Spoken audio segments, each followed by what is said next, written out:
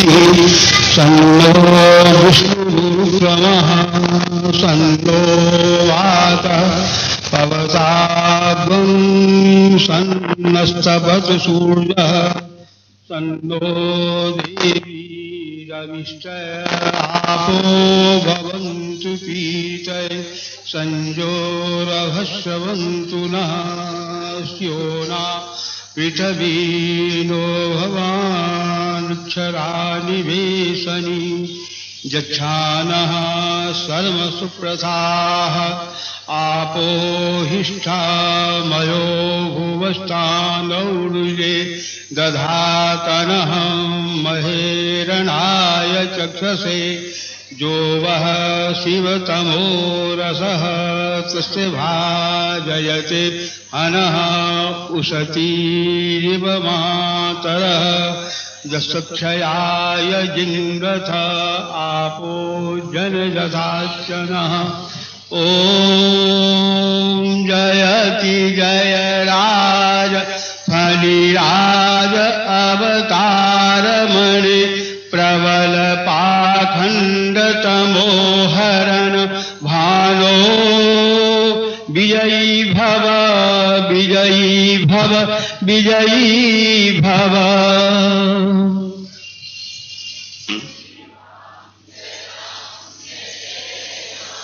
श्री राम जय जय राम। श्री राम जय जय राम। श्री राम जय जय राम। श्री राम जय जय राम। बोलिए सियावर रामचंद्र महाराज की। ओम मंगलमूर्तये नमः। गणाधिपतये नमः। वर्णानामृतसंहानां रसानां छन्दसामपि मंगलानां च कर्तारो वन्दे वाणी विनायकौ शान्तं शाश्वतमप्रमेयमनघं निर्वाणशान्तिप्रदं ब्रह्मा शम्भुफणीन्द्रसेव्यमनिशं वेदान्तवेद्यं विभुं रामक्षं जगदीश्वरं सुरगुरुं मायामनुष्यं हरिं वन्देऽहं करुणाकरं रघुवरं भूपालचूडामणिं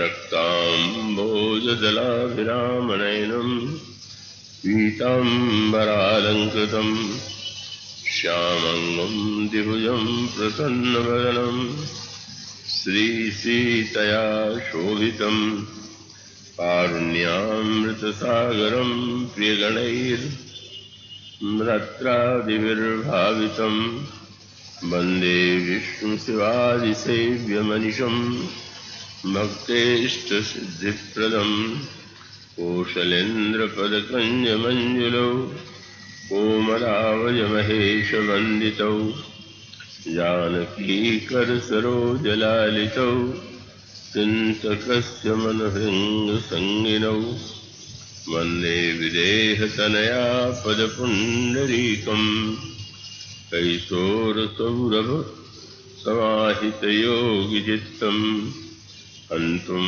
तापमनिशं मुनिहंसशिव्यं सन्मानसालिपरिपीतपरागपुञ्जम् अतुलितबलधाभं हेमशैलाभदेयं ननुजवनकृशानुं ज्ञानिनामग्रगण्यं सकलगुणनिधानं वानराणामधीशं रघुपतिप्रियभक्तं वातजातं नमामि।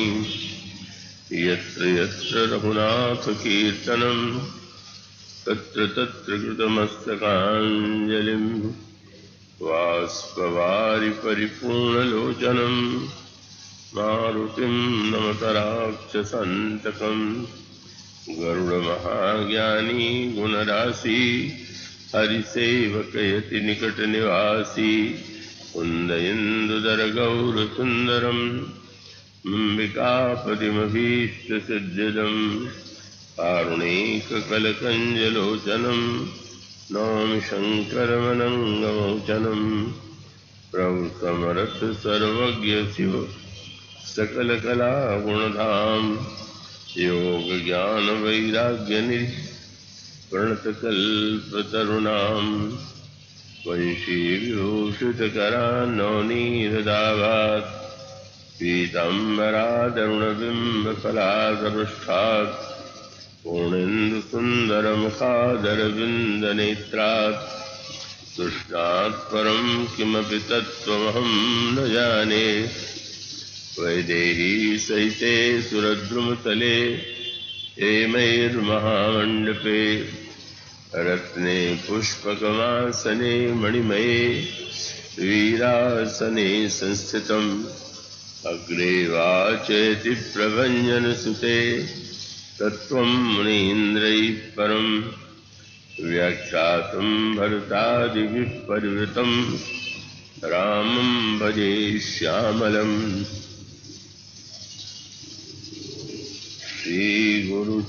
श्रीगुरुचरणसरोजरज निजमनमुकुर सुधार वर्णो रघुवर विमल यशो जोदायक फलचारि सियावर रामचंद्र की जय।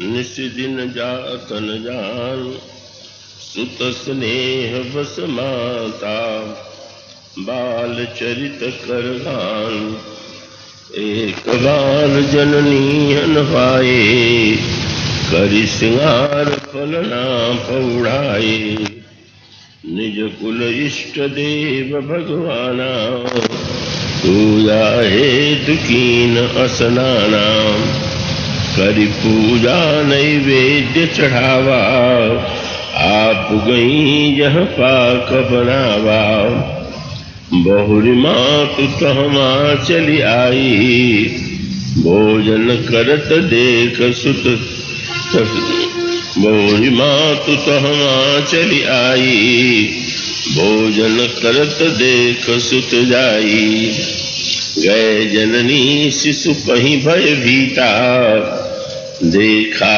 बाल तहाँ पुनि सूता बहुरी आय देखा सुत सोई हृदय कंप मन धीरन होई यहाँ वहाँ दुई बालक देखा मति भ्रम मोर की आन विषेखा देख राम जननी अकुलानी प्रभु हंसी दीन मधुर मुस्कानी दिख रावा माता ही निज अद्भुत रूप अखंड रोम रोम प्रति लागे कोटि कोटि ब्रह्मांड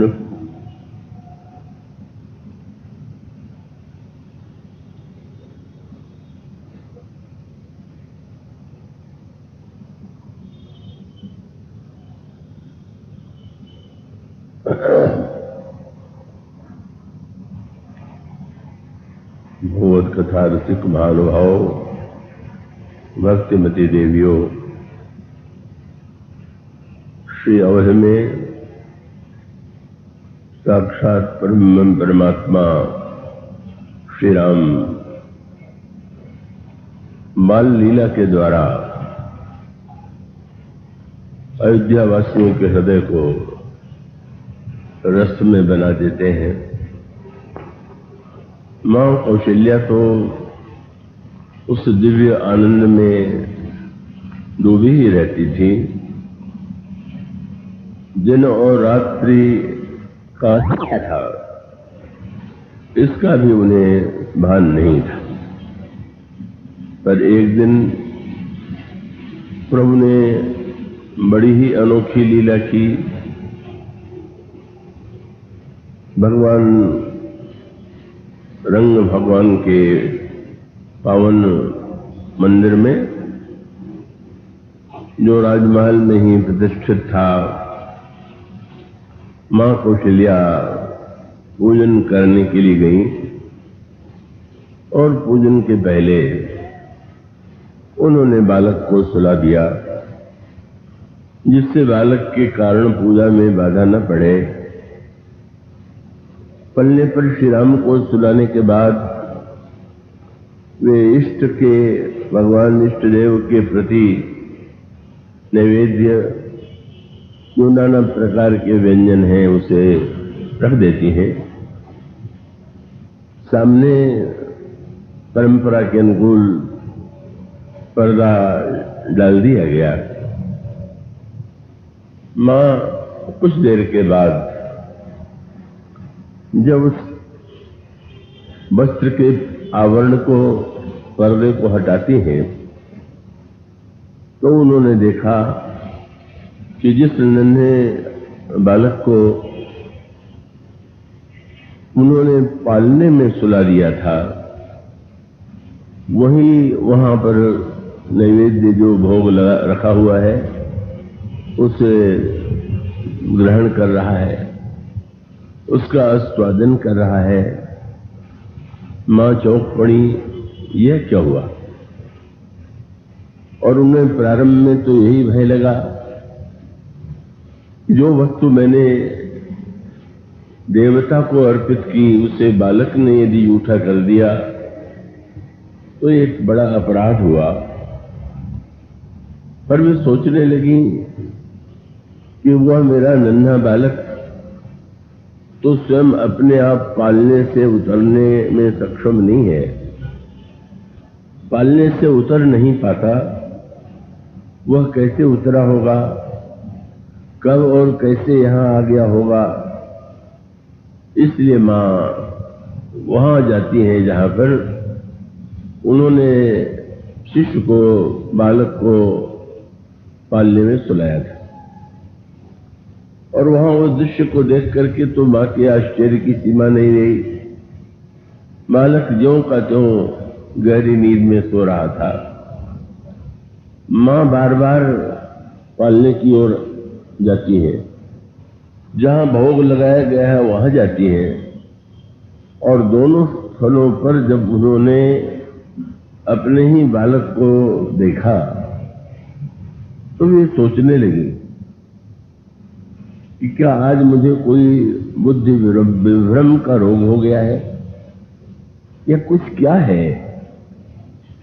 प्रभु के होठों पर मां की यह दशा देख करके मुस्कुराहट आ गई और फिर प्रभु ने मां के सामने अपना अखंड और विराट रूप प्रकट किया। इस प्रसंग में दोनों ही रस, भक्ति रस और तत्व ज्ञान, दोनों के सामंजस्य की ओर संकेत किया गया है। बहुधा जो भक्त कहे जाते हैं, जिन्होंने अपने को भक्त मान लिया है, उनको लगता है कि ज्ञान की कोई आवश्यकता नहीं है, केवल हमें तो भक्त रस में ही डूबे रहना चाहिए। और दूसरी ओर जिनका मस्तिष्क, अंतःकरण विचार प्रधान है, उनको लगता है ये भक्ति रस में डूबे रहने वाले जो दिखाई देते हैं वह तो बड़े ही अज्ञानी हैं। वह ब्रह्म के स्वरूप को, ईश्वर के स्वरूप को नहीं जानते और इसलिए उन्हें यही प्रतीत होता है कि अपने आप को भक्त कहने वाले व्यक्ति वस्तुतः अज्ञानी।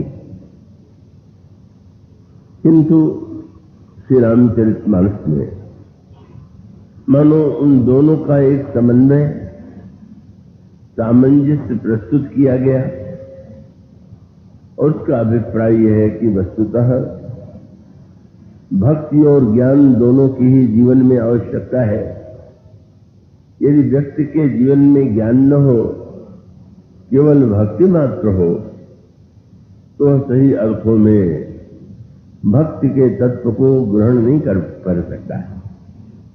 और इसी प्रकार से केवल ज्ञान और विचार की ही प्रमुखता अगर व्यक्ति के जीवन में है तो उसके अंतःकरण में रस का संचार नहीं होता। वह शुष्क और तर्क परायण व्यक्ति के समान खंडन मंडन में ही लगा रहता है। मानो यहां प्रभु ने इन दोनों के दिव्य रूप का समन्वय का दर्शन मां को कराया। पूजन सचमुच बिरले व्यक्ति ही कर पाते हैं। अधिकांश व्यक्ति तो पूजन के नाम पर स्वयं अपने आप को छलने और ठगने की ही चेष्टा करते हैं। लेकिन अगर सही अर्थों में पूजन किया जाए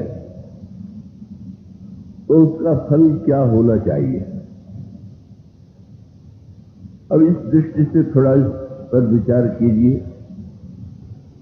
मैं चेष्टा करूंगा कि आपके सामने सरल से सरल रूप में बात रखी जाए, पर फिर भी आपको बुद्धि और मन को एकाग्र करना ही होगा। और इसका तात्पर्य यह है कि जब आप पूजा करते हैं तो एक मंदिर में करेंगे और उसमें भगवान की एक मूर्ति होगी, मूर्ति का एक रूप होगा, उसका एक नाम होगा। किंतु मुख्य प्रश्न यह है कि ईश्वर को जहां आप पूजा में देखते हैं, क्या केवल वही है वो क्या? यदि आप ऐसा मानते हैं तो आपको थोड़ी देर के लिए आनंद और मस्ती का अनुभव तो हो सकता है, पर आप गहराई से विचार करके भी देखें तो प्रभु ने मां को यह बताने की चेष्टा किया है कि रस की अनुभूति के लिए भले ही हम भगवान को एक काल में, एक देश में और एक व्यक्ति अपने सामने देख रहा हो, पर यह नहीं भूलना चाहिए कि भगवान वही तो नहीं है। भगवान अन्यत्र भी है और भगवान का जो रूप आपके सामने है वही भगवान का रूप नहीं है। भगवान के रूप भी अनगिनत है। बड़ो अभिप्राय यह है कि बहुधा इस देश के इतिहास में और वर्तमान काल में भी परस्पर विरोध, परस्पर खंडन मंडन, राग द्वेष की प्रवृत्ति दिखाई देती है और उसका कारण व्यक्ति की भेद बुद्धि है। वह भेद अगर केवल व्यवहारिक अर्थों में ही व्यक्ति स्वीकार करे तो भेद तो स्वीकार किए बिना कोई व्यवहार नहीं कर सकता है। किंतु आप रस लेने के लिए भले ही भेद को स्वीकार करते हो, लेकिन अगर आप ये माने कि केवल भगवान यह जो है वही है, तो अन्यत्र भगवान के जो मंदिर है या अन्यत्र जो भगवान की पूजा के स्थान है, क्या वह भगवान नहीं? और अगर भगवान के अलग अलग रूप सारे मंदिरों में दिखाई दे तो उसमें क्या आप यह निर्णय करने बैठेंगे कि मैं जिनकी पूजा कर रहा हूं वही भगवान वास्तविक है, असली है और नकली है? और फिर या तो ये कि भगवान यदि है तो कौन से भगवान बड़े हैं, कौन से छोटे हैं, श्री राम बड़े हैं कि कृष्ण बड़े हैं कि शिव कि दुर्गा। मानो ये जो मनुष्य की भेद वृत्ति है, इसको लेकर के व्यक्ति और इतिहास में तो इतने झगड़े हुए हैं, इतना उसको लेकर के केवल वाचिक झगड़ा ही नहीं हुआ, केवल वाणी से ही नहीं लड़ते थे, तो वो उसके बाद अस्त्र शस्त्र से सुसज्जित होकर एक दूसरे के विरुद्ध लड़ा करते थे। और उस लड़ाई में जो अन्य जिस धारणा और भावना से वे भावित हैं, उससे अलग जो व्यक्ति दिखाई देता था, उस पर प्रहार करने में वे समझते थे कि इसमें कोई बात नहीं। आप ये अयोध्या गए होंगे तो आपने कई स्थानों का नाम जो सुना होगा, वो बड़ा विलक्षण है। और वो शब्द है, देव प्रसिद्ध स्थान है अयोध्या में, बड़ी छावनी और छोटी छावनी।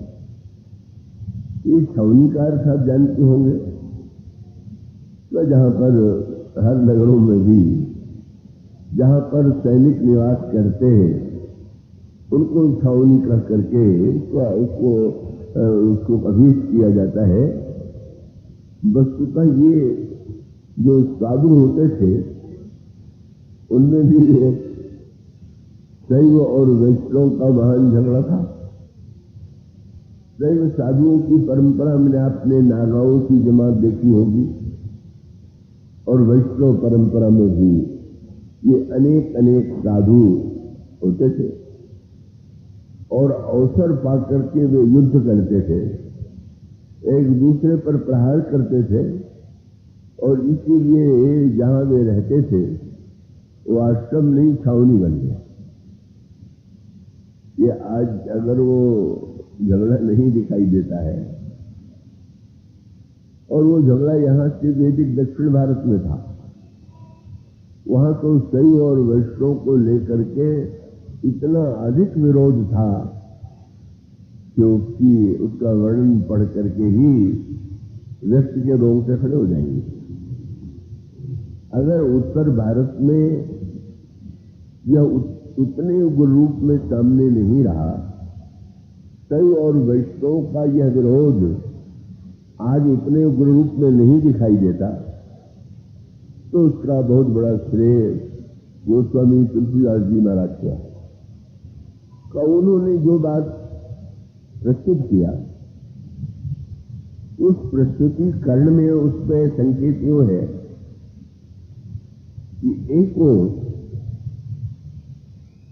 बड़े प्रसिद्ध संत कबीर हैं, और कबीर ने भी यह बताने की चेष्टा किया कि भगवान को कहीं, लेकिन उनके बताने में और गोस्वामी जी के बताने में एक बहुत बड़ा अंतर है। और अंतर यही है कि उन्होंने फटकार की भाषा में लोगों की आलोचना किया, लोगों को मूर्ख सिद्ध किया, और ये कहा कि ये झगड़ने वाले जो व्यक्ति हैं, ये सर्वथा अज्ञानी। तो खंडन करना तो सरल होता है, और खंडन के द्वारा आप भले ही अपनी बात को, सही बात को भी रखें, तो सामने वाले को उससे चोट लगना भी स्वाभाविक है। गोस्वामी जी महाराज ने जो सूत्र दिया और उसके लिए जिस शैली का उन्होंने प्रयोग किया, वो शैली इतनी रसमयी है, महत्वपूर्ण है, कि उसमें खंडन की प्रधानता न हो करके भगवान की लीलाओं के द्वारा उस एकत्व को प्रतिपादित करने की चेष्टा की गई। तो श्री रामचरितमानस में भगवान राम भगवान शिव की पूजा करते हैं, भगवान शिव भगवान राम की पूजा करते हैं। मानो इस एकत्व का जो स्वरूप रामचरितमानस में गोस्वामी जी ने प्रस्तुत किया, वह इतना प्रभावशाली था कि आज तो अयोध्या में रामायण का प्रचार होए तो आश्चर्यजनक है ही नहीं। लेकिन काशी जो भगवान विष्णु की उपासना का मुख्य नगर है, वहां भी रामायण का इतना प्रचार है कि कहना कठिन है कि अयोध्या में अधिक प्रचार है कि काशी में रामायण का अधिक प्रचार। तो वस्तुतः सबसे बड़ी समस्या यह है कि जब व्यक्ति यह समझ ले कि हम ठीक हैं और हमें छोड़कर के जितने लोग हम मूर्ख हैं, या वो सब के सब लोग कुछ नहीं जानते, तो परस्पर टकराहट होगी। अब इसको मानस में यूं समझाने की चेष्टा की गई, और उसको अगर व्यक्ति समझ ले तो ये सारे झगड़े जो उपासना के नाम पर, ज्ञान भक्ति के नाम पर, जाति और विशेष रूप से अनेक अनेक का जो विभक्ति की भावना है, जो एक संकेत सूत्र यहाँ दिया गया, तो समझने की बात है। यहाँ पर प्रभु ने ये माता को जो रूप दिखाया, उसके लिए एक शब्द आया, दिखरावा माता ही निज अद्भुत रूप अखंड। प्रभु ने मां को अपना अखंड रूप दिखाया। अखंड रूप का तात्पर्य क्या है? जब एक मूर्ति के रूप में आप देखते हैं तो उस समय तो आपको मंदिर में भगवान, उनकी सीमा, उनका नाम, उनका रूप ये दिखाई देता, और आनंद लेने के लिए इसकी आवश्यकता है। अब उसको यूं गोस्वामी जी ने प्रस्तुत करके बताने की चेष्टा किया। मैं ऐसा करता हूं कि इस प्रसंग को आप अगर ध्यान से समझें और सुने तो यहां और वहां को लेकर झगड़े की जड़ क्या है, यहां और वहां, मैं और तू, सारा द्वैत, सारा भेद, यही चाहे परिवार हो चाहे समाज हो, वहां पर संघर्ष का रूप धारण किए हुए। तो मानो सूत्र यह है कि वो व्यवहार चलाने के लिए तो खंड बनाए बिना कार्य नहीं चलेगा। आपने जैसा कथा के में कल की बात कही थी कि आप जब एक भवन बनाते हैं तो एक घर में आप अलग अलग कमरे बनाते हैं, और अलग अलग कमरे बनाते हैं कोई सुविधा के लिए कि वो सारा घर एक है, और केवल सुविधा के लिए घरों में कमरे बांट दिए गए हैं, इससे प्रत्येक व्यक्ति सुविधा पूर्वक आनंद पूर्वक रहते। तो इसका अर्थ हुआ कि व्यवहार में भले ही अलग अलग कक्ष बनाए गए, कमरे बनाए गए, पर भान यही है कि यह एक भवन है।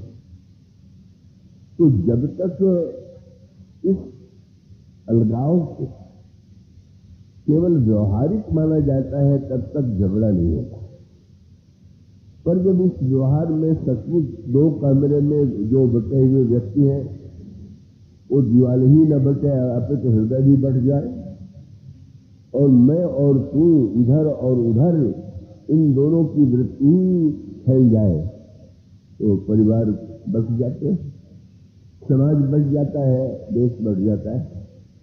मानो इसका समाधान यही है, यह जो दिखाई देने वाला भेद है, जो दिखाई देने वाला खंड है, वो केवल व्यवहारिक सत्य है, पारमार्थिक सत्य नहीं। मानो एक दूसरा दृष्टांत ले लीजिए, आप नाटक में भाग लेते हैं, नाटक देखने जाते हैं, नाटक में अनेक पात्र होते हैं, और वो अनेक पात्रों के नाम अलग हैं, रूप अलग हैं, और उनमें परस्पर युद्ध दिखाई दे रहा है, जय और पराजय का दर्शन हो रहा है, और आप देखते हैं तो आप बहुत तन्मय हो जाते हैं। लेकिन अगर उस नाटक में दिखाई देने वाले भेद को ही आप सत्य मान लें तो क्या होगा?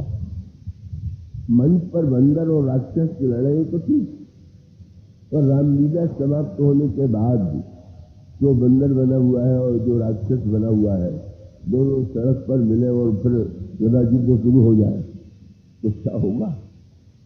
अथवा जो रावण के रूप में जिसे आपने कल देखा है, कल उसको सड़क पर देख करके कह ले, अरे भाई रावण कहाँ जा रहे हो, उसे कैसे लगेगा? मैंने इन दोनों को इस भेद को समझना चाहिए। नाटक तो बिना भेद के होगा नहीं, नाटक में अच्छा और बुरा भी बताना पड़ेगा, पर वो भेद केवल नाटक का आनंद लेने के लिए है, वस्तुतः सच नहीं। और इसी बात को रामायण में एक दोहे के द्वारा बताया गया, यथा अनेकन देश धरी नित्य करई नट कोय, सोई सोई भाव यथा वही आप न हो न सोई। श्री राम के इस मानस में दो प्रसंगों में इसको स्पष्ट करने की चेष्टा की गई। आइए उन दोनों पर दृष्टि डालें और किस तरह से मां को प्रभु ने प्रेम में निमग्न देख करके आनंद तो लिया, पर प्रभु को लगा कि प्रेम का रस तो मां मुझे दे रही है, मैं ले रहा हूं, और मां के प्रेम के बदले में मैं भी तो इसे कुछ लूं, और तब प्रभु ने उन्हें ज्ञान देने का निर्णय किया। और दो प्रसंग और आपको पढ़ने को मिलेंगे। एक प्रसंग तो तब आया कि जब रावण के अत्याचार से संतुष्ट होकर के पृथ्वी व्याकुल होती है, मुनियों के पास जाती है और वे भी अपनी असमर्थता का वर्णन करते हैं। पृथ्वी और मुनि मिलकर देवताओं के पास जाते हैं, देवताओं ने भी अपनी लाचारी बता दिया, ब्रह्मा के पास गए तो ब्रह्मा ने भी कह दिया कि मैं तो कोई कार्य करने में स्वतंत्र नहीं हूं, जिसने जो व्यक्ति कर्म किया है वो अच्छा व्यक्ति है या बुरा व्यक्ति है, उसको कर्म का परिणाम तो मिलेगा। इसलिए रावण ने यदि कहीं पूर्व जन्म में सत्कर्म किए हैं या इस जन्म में सत्कर्म किया है, तो जब तक वह सत्कर्म की शक्ति से प्राप्त है तब तक उसे परिवर्तित करने का अधिकार मुझे नहीं। और तब लगने लगा कि व्यक्ति कितना निरुपाय है, और तब यह संकेत आता है कि अंत में ब्रह्मा ने यह कहा कि मैं तो नियमों की सीमा में बाध्य हूं, पर ईश्वर ही इस नियम की सीमा से परे। मैं तो नियम में रह करके ही अच्छा या बुरा फल देता हूं, पर ईश्वर उस नियम से, कर्म से परे। नारद जी ने क्रोध में ही सही भगवान से यही कह दिया था, क्या बोले, परम स्वतंत्र न सिर पर कोई, भाव ही मन ही करो तुम सोई। तुम तो परम स्वतंत्र हो, दूसरों के सिर पर शासन कर रहे हो, संसार को कर्म सिद्धांत के अनुकूल चला रहे हो, और तुम्हें तो बस अब लगी तुम्हें ने काहू साधा। तुमने लोगों को कर्म का परिणाम दिया, पर तुम्हें किसी ने नहीं दिया। अब मैं चाहे पूरा करूंगा। अब मुझे जब तुमने चुनौती दे दिया है तो भले भवन अब बायन दीना, पावोगे फल आपन कीना। तो ईश्वर की बार बार शास्त्रों में क्या कहा गया, ईश्वर नियमों से परे है, ईश्वर सर्वतंत्र स्वतंत्र है। और यहीं पर मानो व्यवहार की दृष्टि से विचार करके देखें कि न्यायालय में जब कोई मुकदमा जाता है तो वो तो नियम के अनुकूल ही दंड या दंड से मुक्ति मिलती, पर न्यायालय से दंड मिलने के बाद जब दया के लिए प्रार्थना चाहे राष्ट्रपति से की जाए तो उसका अभिप्राय यह है कि वह राष्ट्रपति जब दया करता है तो वो उस समय वो हृदय के माध्यम से, अगर उसको ऐसा लगता है कि किसी व्यक्ति को भले ही इससे अपराध हुआ पर इसको छूट मिलनी चाहिए, इसको दंड इतना कठोर नहीं दिया जाना चाहिए, तो उससे मुक्त हो सकता है। तो व्यवहारिक जगत में भी आप देखते हैं न्याय जो होगा वो तो कानून के माध्यम से होगा, और कृपा की भावना जो है वो तो नियम से परे। तो ऐसी स्थिति में संसार में भी यह दोनों बातें दिखाई देती है। और जहां तक यह सिद्धांत है कई दोनों का सामंजस्य ही भगवान के अवतार में दृष्टिगोचर होता है। और वह ईश्वर जो है वह जो संविधान सृष्टि कर्म प्रधान विश्व कर राखा, जो जस करई सो तस फल चाखा, इससे परे। लेकिन अब यह जो भगवान स्वतंत्र है, वह स्वतंत्र भगवान चाहे तो नियम के द्वारा भी कोई कार्य हुआ है तो उसे बदल सकते हैं, उसे परिवर्तित कर सकते हैं। पर जब यह बात आई, अब यहाँ पर श्रीमद् भागवत में रामायण में एक अंतर देखने योग्य। रामायण में भी कंस और उस समय के दुष्टों के अत्याचार से व्याकुल होकर के जब पृथ्वी और मुनि और देवता व्याकुल होते हैं तो भगवान की प्रार्थना करने के लिए वहां पर वर्णन आता है कि वह क्षीर सागर में गए। जगाम शस्त्रेण क्षीरम क्षीर पयोन दे, और क्षीर सागर में वैकुंठ भगवान क्षीर साई भगवान विष्णु से उन्होंने प्रार्थना किया और भगवान ने आश्वासन दिया कि मैं कृष्ण के रूप में अवतरित होकर के तुम्हारी समस्या का समाधान करूंगा। रामायण और श्रीमद् भागवत में बहुत सी बातें बिल्कुल एक जैसी, पर इस प्रसंग में थोड़ी भिन्नता। और भिन्नता यह है कि जब यह निर्णय हुआ कि भगवान के द्वारा ही ये समस्या समाधान का होगा तो सब मिलकर के क्षीर सागर में ले गए। दो बातें हो गई और दोनों में आप देखेंगे कितना ठीक क्रम बताया गया। अब अगर आपको कहा जाए कि आपकी जो समस्या आपसे न सुलझती हो उसका समाधान पाने के लिए क्षीर सागर जाइए, तो बेचारा इस पृथ्वी में सर्वत्र नहीं जा पाता। क्षीर सागर कहाँ है और क्षीर सागर वो कैसे पाए पहुंचेगा। इसलिए क्षीर सागर का वह संकेत जो श्रीमद् भागवत में है, रामायण में नहीं। क्यों? तो द्वापर युग तक का व्यक्ति क्षीर सागर में भले पहुंच जाए, पर इस कलयुग के व्यक्ति के लिए तो भगवान के पास क्षीर सागर या उनके लोक में जाना संभव नहीं है।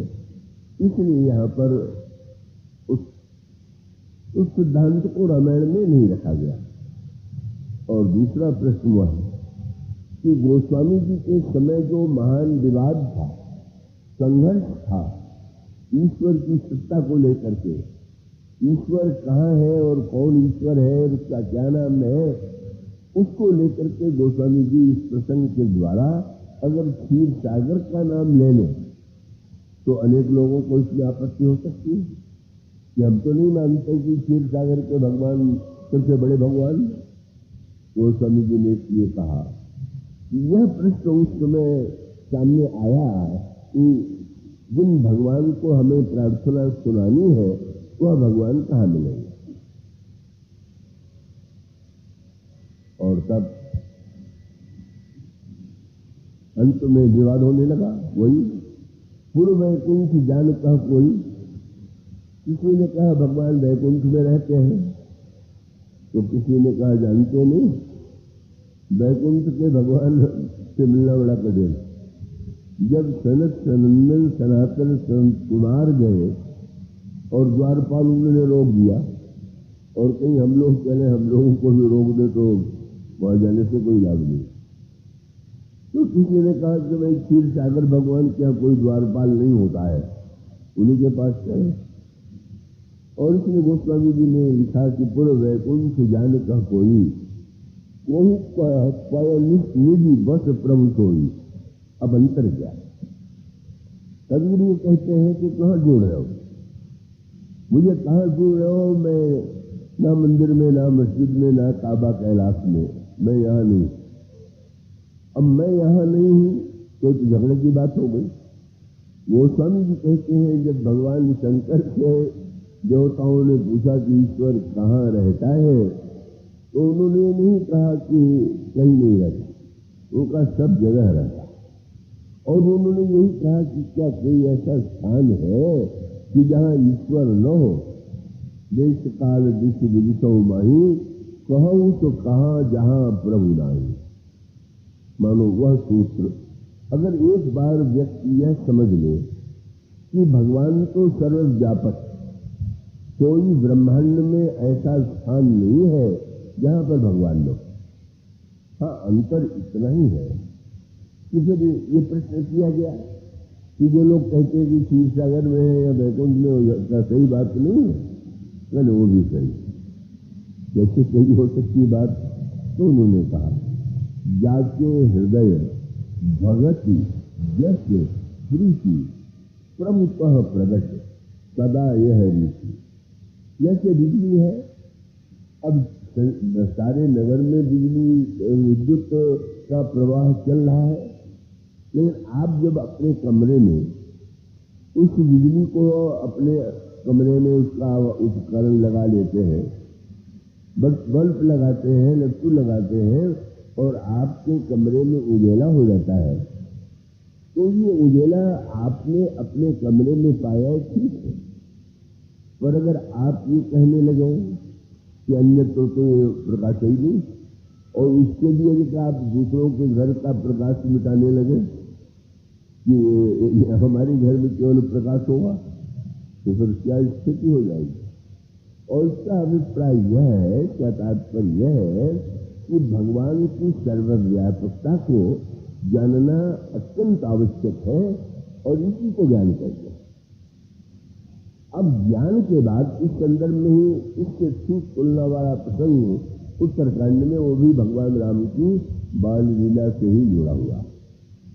और ये कौशल्या अम्बा को प्रभु ने एक अपना लीला के द्वारा खेल खेल में भगवान ने तत्व ज्ञान दे दिया, और दूसरे वो अपने महानतम भक्त का भुसुंडी को भी भगवान ने खेल खेल में इसी सत्य का दर्शन कराया।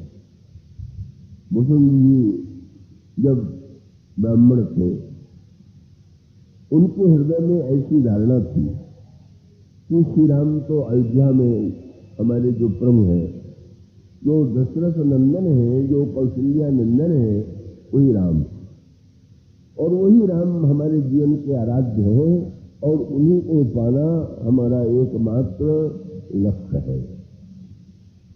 बहुत सुंदर बात उन्होंने बताई। जब उनके घर में रहते हुए पूर्व जन्म के संस्कार से उनमें भक्ति की भावना बड़ी दृढ़ थी।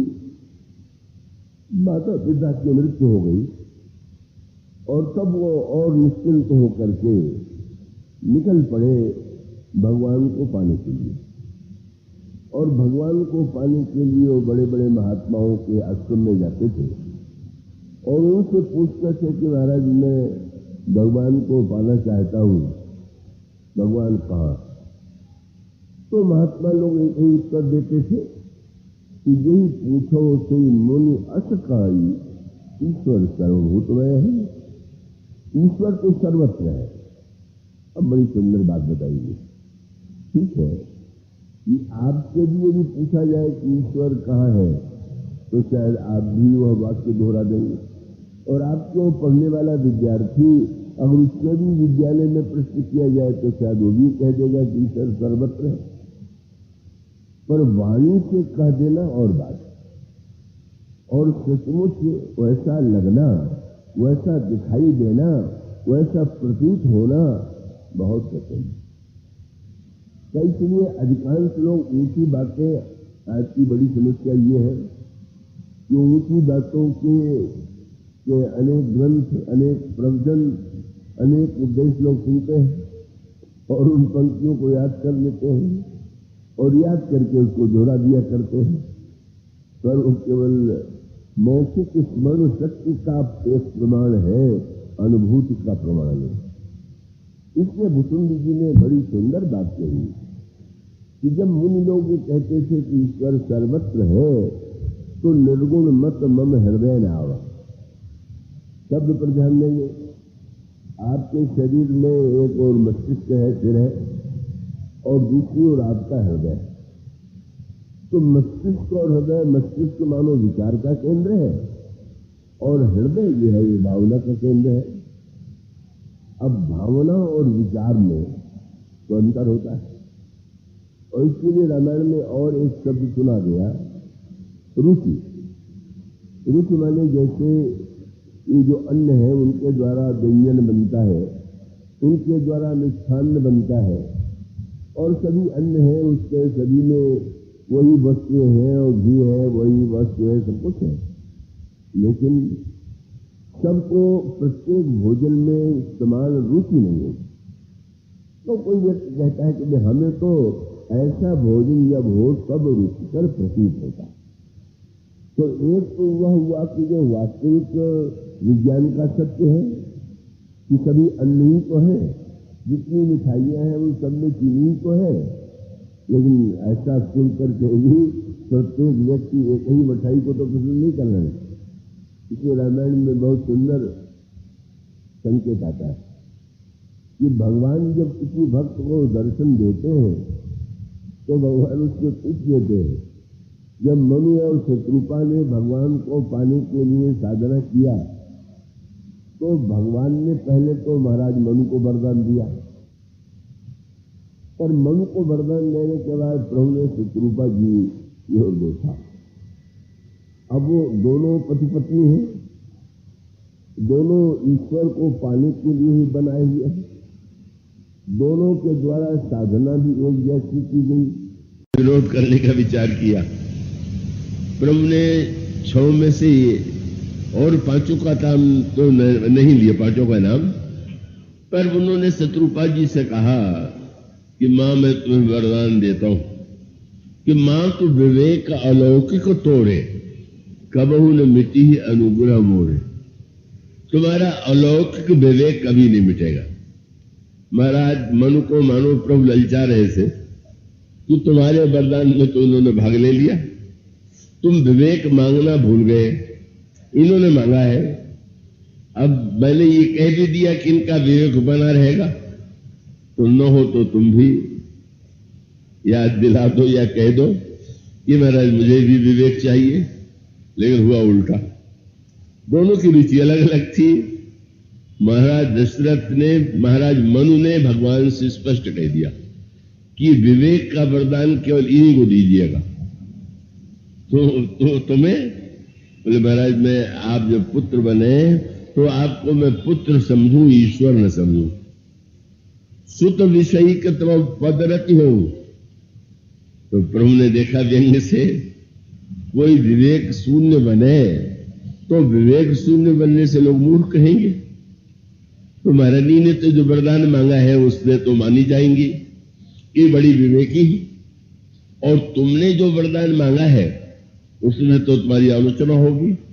तो उन्होंने स्पष्ट कह दिया कि सुत विषयिक तो पदरत हो, मुहि बड़ मूढ़ कही को।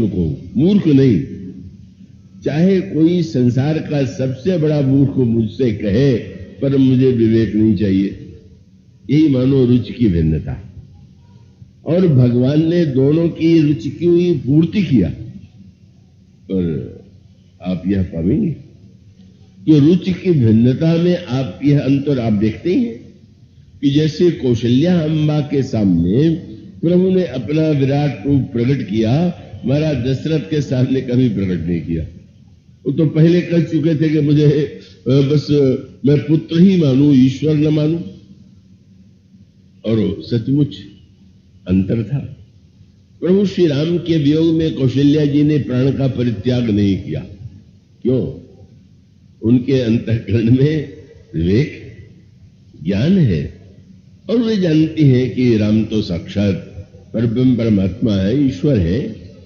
तो मानो ईश्वर के इस ज्ञान का परिणाम यह हुआ कि वियोग में प्राण का परित्याग नहीं हुआ। और महाराज श्री दशरथ ने विवेक को अस्वीकार कर दिया था, इसलिए उन्होंने राम का वियोग होते ही मन्नो अवध भुआल सत्य प्रेम जहि राम पद बिछुरत दीन दयाल निज तन तृण परिहरो। महाराज श्री दशरथ वियोग में प्राण का परित्याग कर देते।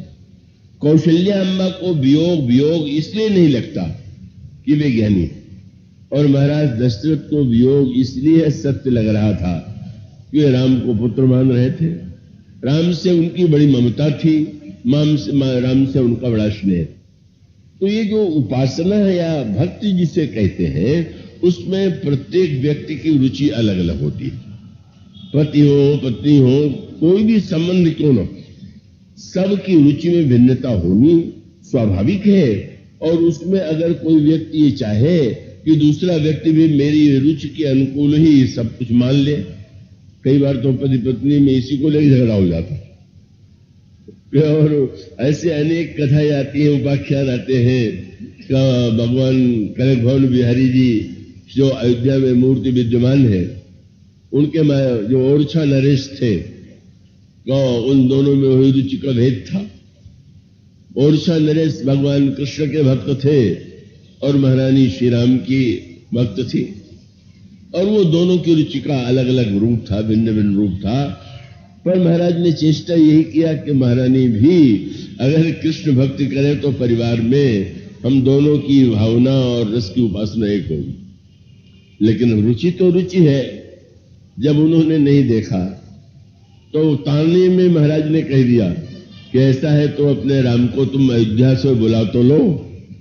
और फिर वो ऐसे भक्त गाथा है कि किस प्रकार से स्नान करते हुए महारानी को भगवान की मूर्ति उपलब्ध हो गई, भगवान पधारे, और वहां से उस रूप में, एक रूप में आप ओरछा में भी आज झांसी के पास उनका मंदिर आप राजा राम के मंदिर के रूप में पाएंगे। तो मानो रुचि में जो भिन्नता है उसमें कोई आग्रह बहुत जो करता है वह अच्छा कार्य नहीं करता। इसलिए कौशल्या जी का विवेकमय रूप और शत्रु महाराज श्री दशरथ का जो भक्ति भावनामय रूप है, उन दोनों का अपना आनंद है। पर इस बात को न भूलिए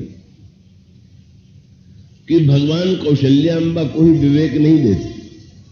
अंत में एक ऐसा क्षण आता है कि जब भगवान ने निर्णय किया कि ठीक है, जीवन भर प्रभु ने नाते का निर्वाह किया, पुत्र के रूप में ही व्यवहार किया, ईश्वर के रूप में नहीं। और उसका परिणाम जब लंका का युद्ध समाप्त हुआ, रावण मारा गया, तो महाराज दशरथ तो स्वर्ग में ही रह रहे थे। इंद्र ने आदर पूर्वक उनको स्वर्ग में ही निवास दे दिया था। इंद्र ने कहा महाराज दशरथ से, महाराज आज हमारे प्रभु श्री राम ने रावण का वध कर दिया।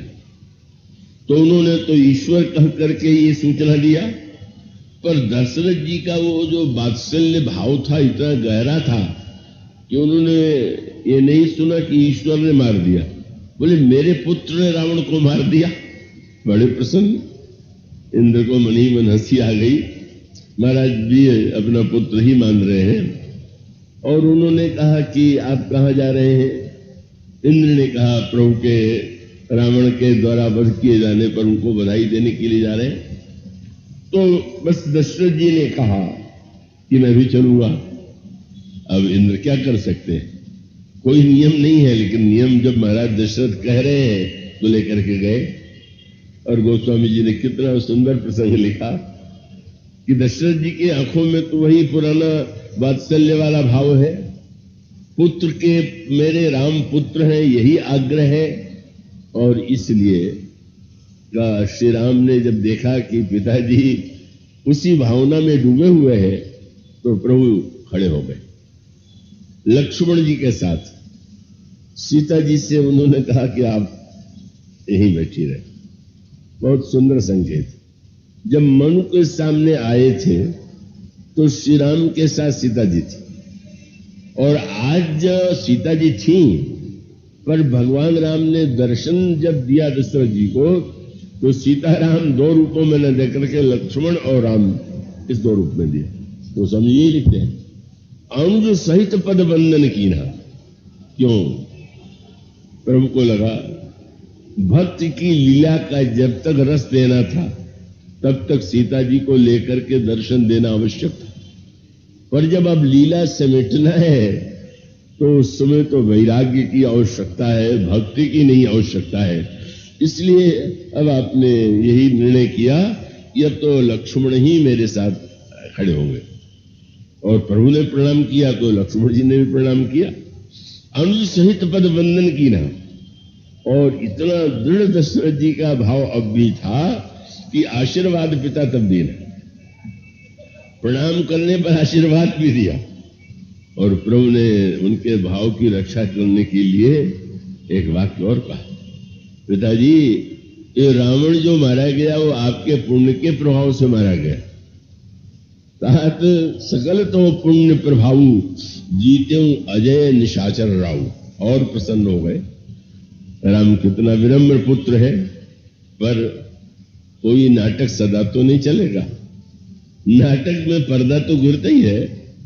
और तब प्रभु को लगा अब आगे चल करके महाराज दशरथ की भावना अगर यही रही तो ये भी संभव हो सकता है कि वो मुझसे प्रस्ताव करें कि न हो तो तुम्हारे साथ मैं भी अयोध्या चलूं और तुम्हें सिंहासन पर बैठा करके फिर जाऊंगा स्वर्ग में। तो ये लीला कब तक चलेगी?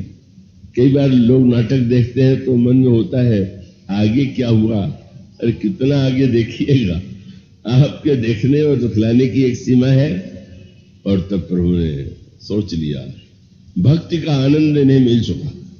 पर जब इतना गहरा हो गया कि नाटक समाप्त होने पर नाटक में कोई अभिनेता आपका पुत्र बने, लेकिन उसको इतना आप पुत्र मान बैठे कि दूसरे दिन भी उसको पकड़ के घर में ले आवे और यही कहे कि तुम तो मेरे बेटे हो, तो इससे बढ़कर के तो नाटक की कोई विकृति नहीं हो सकती।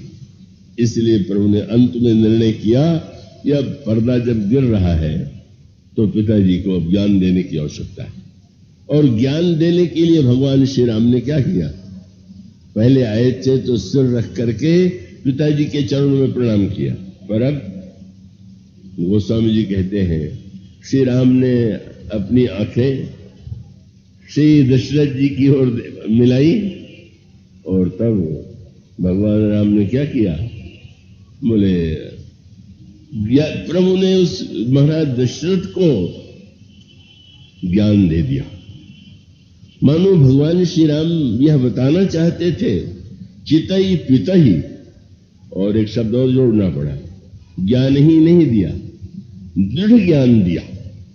और दृढ़ ज्ञान देने के लिए मानो अभिप्राय यह था कि मुनियों ने पहले भी दशरथ जी को कई बार यह समझाने की चेष्टा की थी कि जिन्हें तुम राम ईश्वर पुत्र मानते हो तो ईश्वर, पर वो सुन लेते थे। बोले कह रहे होंगे महात्मा लोग तो उपदेश में सब में ईश्वर ईश्वर कहा करते हैं, मेरे बेटे को ईश्वर बनाए दे रहे हैं। इसलिए प्रभु ने कहा कि आज तो ऐसा दृढ़ ज्ञान देना है कि सचमुच पिताजी को सत्य का बोध हो जाए। और कैसा दृश्य बदल गया। जब दशरथ जी जाने लगे तो प्रभु ने बिल्कुल प्रणाम नहीं किया, लक्ष्मण जी ने भी प्रणाम नहीं किया, सीता जी ने भी प्रणाम नहीं किया। तो प्रणाम किसने किया? बार बार करी प्रभु ही प्रणामा, दशरथ हरस गए सुरधामा। दृष्टि मिली, अरे प्रभु ने मेरी इच्छा पूर्ण करने के लिए, मेरी रुचि के लिए एक पुत्र बनना स्वीकार कर लिया। उन्होंने हमें वात्सल्य का सुख दिया, लेकिन वह तो ईश्वर है। और तब वह दृढ़ ज्ञान लेकर के ही वे अंत में उस स्थिति में पहुंचते हैं जो अपेक्षित है, आवश्यक। तो उसका अभिप्राय यह है कि रस और रुचि के लिए आप भिन्न भले ही हों, पर तत्व ज्ञान तो वहां नहीं होता। और यही बात वसुंधरा जी ने कहा कि ऐसा नहीं कि वेदांत का सिद्धांत कोई मुझे तर्क के विरुद्ध लगता था या वेदांत का सिद्धांत लगता था कि वो ठीक नहीं है, बल्कि मुझे तो यही लगता था, लेकिन शब्द उनका यही क्या कि सब महात्मा कहते थे ईश्वर सर्वत्र है, पर निर्गुण मत मम हृदय न आवा। वो मेरा हृदय नहीं स्वीकार करता था। बुद्धि से तर्क से भले ठीक लग रहा हो, पर हृदय नहीं स्वीकार करता। और हृदय स्वीकार नहीं करता तो उन्होंने कह दिया कि आप कृपा करके पहले मुझे कौशल्यानंदन राम के दर्शन की विधि बता दीजिए, बाद में फिर देखेंगे। यही कह दिया। एक बार दर्शन करने के बाद भरी लोचन बिलो की अवधेशा, तब सुनिहो निर्गुण उपदेश। और सचमुच वो धारणा इतनी दृढ़ थी कि उन्होंने महर्षि लोमस से भी तर्क वितर्क किया। महर्षि लोमस ने शाप दे दिया, पर वो अपने भाव में अडिग रहे और श्री राम को इस रूप में ही देखते हैं कि अयोध्या में कौशल्या जी के पुत्र हैं वे, और वे बड़े मनोरम हैं, बड़े कृपालु हैं, और उसका दिव्य रूप, उसका आनंद वे ले रहे थे। लेकिन जैसे कौशल्या अम्बा को प्रभु ने निर्णय किया कि पूजन का फल तो मिलना चाहिए, उसी प्रकार से प्रभु ने निर्णय किया कि भुसुंडी ने बहुत रस लिया, पर आज इसको तत्व ज्ञान देने की आवश्यकता है और उसके लिए अवसर उन्होंने बहुत सुंदर चुना। कौशल्या अम्बा मालपुआ बना के ले आई। अब मालपुआ मीठा भी और रसीला भी, और मां ले आई और श्री राम के हाथों में दे दिया। तो ऐसे तो नियम ये था कि भुसुंडी जी श्री राम जब कुछ भोजन करते थे और आंगन में कुछ जो टुकड़े या कुछ भाग गिर जाता था उसी को खा लेते थे। पर आज तो बड़ा विचित्र हुआ दृश्य। क्या भगवान राम ने मालपुआ दिखा करके निमंत्रण दे दिया। आश्चर्य हुआ। आज तो निमंत्रण देकर के लगता है प्रभु पूरा मालपुए का टुकड़ा नहीं देंगे, आज न जाने कितना मालपुआ खिला भी। पर प्रभु तो बड़े अनोखे निकले। जब भुसुंडी जी मालपुआ लेने के लिए गए तो आप दूर चले गए, हाथ दूर कर लिया, थोड़ा रूठ करके दूर चले गए, थोड़ा दूर गए तो फिर से मालपुआ दिखा दिया, और 2-4 बार मालपुआ दिखा करके ललचाते हैं, और जब पास में आते हैं तो दूर चले जाते हैं। अब उनको लगने लगा कि अरे ये कैसे हैं, मालपुए को एक टुकड़ा देने में भी कंजूसी। बस रूठ गए और रूठ करके श्री राम के पास से भागे। भगवान राम ने खेल क्यों किया था? बोले मालपुए का रस तो बहुत दिन लिया, लेकिन आज थोड़ा दूसरे रस का भी तो अनुभव करो। ब्रह्म रस का जो अद्वैत रस है। और भगवान ने अंत में वह दृश्य दिखाया, और वो दृश्य क्या था? तब मैं भाग चलो उरगारी, राम गहन कहाँ भुजा पसारी, जिम जिम दूरी उड़ाऊं आकाशा, तह तह प्रभु भुज देखूं पासा, सप्ताह वर्ण भेद करी जहां लगी रही गति मोरी, गयो तहां प्रभु भुज ने रखी, व्याकुल भयो बहोरी। सारे ब्रह्मांड में जहां भी मैं गया प्रभु की भुजा को देखा। प्रभु का उद्देश्य क्या था? अगर मैं दशरथ के आंगन में ही रहते वाला होता तो तुम मेरे पास से चले जाते, मैं क्या कर सकता था? पर सत्य तो यही है कि दशरथ के आंगन में दिखाई देने पर भी, चाहे तुम ये कहो कि मैं सर्वत्र हूं या तुम ये कहो कि मेरी भुजाएं सर्वत्र हैं, ईश्वर ने कहा, मुनियों ने तुम्हें समझाने की चेष्टा किया था ईश्वर सर्वत्र निवास करता है, और तुमने नहीं माना था। पर आज तो तुम्हें पकड़ने के लिए मुझे इस लीला, इस खेल का उपयोग करना पड़ा। और अंत में फिर वर्णन आता है। वो सूत्र बहुत महत्व का है। भगवान ने दिखाया 2 अंगुल की दूरी बनी रही, और उसके पश्चात थक गए देखते देखते। सर्वत्र भगवान की भुजाओं को देखा, मानो ईश्वर ने अनुभव करा दिया। एक स्थान पर देखने के बाद भी, एक स्थान पर देखना तो व्यक्ति की स्वाभाविक लाचारी है, लेकिन उस एक स्थान में देखते हुए भी मनुष्य को निरंतर इस सत्य का अनुभव होते रहना चाहिए कि यह तो सर्वत्र है। सूर्य को आप कानपुर में देख रहे हो और ये मानने की भूल करें कि बस ये हमारा महान नगर तो कानपुर ही है जहां पर सूर्य रह रहा है, तो आप तो भ्रांति में। सूर्य तो पृथ्वी से न जाने कितना बड़ा है, और जब आपके यहां नहीं दिखाई देता भी तो भी अन्यत्र दिखाई देता है। और उसके बाद आप फिर देखेंगे कि भगवान के निकट जब आंख मूंद करके चरणों में गिर पड़े तो भगवान ने मानो देखा। संकेत में क्या लगा? बोले महाराज, मैं तो नहीं मानता था कि आप सर्वव्यापक हैं, पर आज दिखाई दे गया। भगवान ने कहा नहीं, अभी और देखना बाकी। आपने मुंह फैलाया, फंसे जोर से, और भुसुंडी जी मुंह में चले गए। मुंह में जाने के बाद जब भगवान के पेट में पहुंचे, अब नन्हे से तो बालक राम, उनका मुंह कितना बड़ा, और उसमें राम और भुसुंडी जी समा गए। और उससे भी बड़ा आश्चर्य था कि उन्होंने भगवान के उदर में कोटि कोटि ब्रह्मांड देखा। कौन सा गणित है वो? उधर में एक ब्रह्मांड नहीं आ सकता है, करोड़ करोड़ ब्रह्मांड।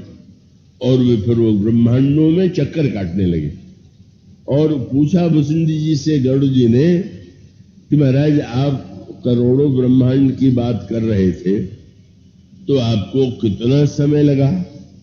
बोले 101 कल्प तक मैं भगवान के पेट में घूमता रहा।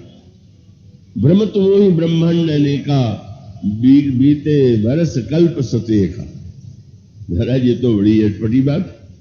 भगवान राम तो अवतार काल में पृथ्वी पर केवल 13,000 वर्ष रहे और आप उनके ब्रह्मा उदर में का 101 कल्प तक घूमते रहे। उन्होंने कहा कि यही तो अनोखा गणित था। 101 कल्प के बाद जब भगवान की लीला को मैं देख रहा था तो एक बहुत विचित्र दृश्य दिखाई पड़ा। जितने ब्रह्मांड थे उसमें प्रभु राम थे, दशरथ थे, कौशल्या और उनके भाई थे। और उन्होंने कहा कि मैं तो उस समय यह देख करके चकित हो गया कि जिन जिन ब्रह्मांडों में मैं गया एक एक मेरा रूप भूसुंडी भी उनके साथ खेल रहा था। मैं समझ गया ईश्वर अनादि है, ईश्वर अनंत है, ईश्वर सर्वत्र है और सर्वत्र ही नहीं है, सर्वत्र जिसे कहा जाता है वो भी ईश्वर में ही है। और मैं तो केवल अपने को अकेला मानने की भूल करूं, ऐसा कुछ नहीं।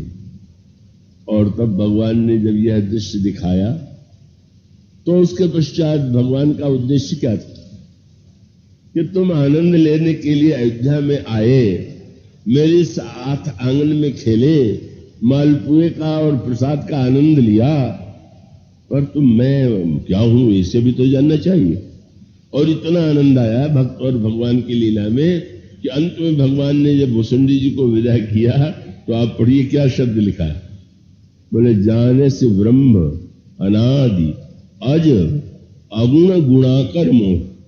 अभी तक तुम मुझे केवल सगुण मानने की बात कर बैठते थे, सगुण भी मैं ही हूं और अगुण भी मैं ही हूं। एक देश में भी मैं दिखाई देता हूं और सारे विश्व में भी मैं ही दिखाई देता हूं। सारा विश्व मुझ में ही है। मानो भगवान ने जो मुनियों ने उपदेश के द्वारा समझाना चाहा वो नहीं समझ में आया, खेल खेल में भक्त को भगवान ने उस का दर्शन करा दिया।